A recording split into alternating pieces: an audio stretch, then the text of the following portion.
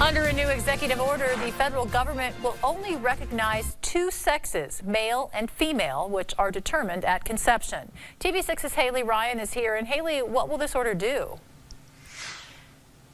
This executive order does several things. In addition to only recognizing two sexes, the executive order also directs agencies to remove statements, policies, regulations, and other messages discussing gender identity.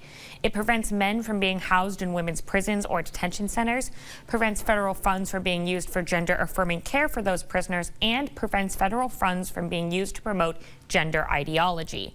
An official with the ACLU of Illinois says the big question he has is funding. Now, federal law and Illinois law clash, and entities might lose funding from one or the other, depending on which path they choose to take. And do they have to make the choice between continuing to follow Illinois law or alternately, not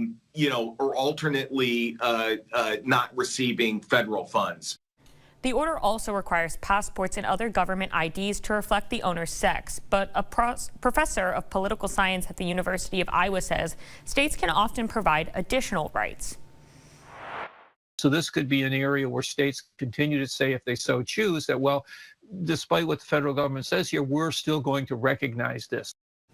He says it's too early to say how broadly this executive order will be applied. Thank you, Haley. And coming up tonight at 6, we spoke to a local leader about how this order will impact people in the Quad Cities.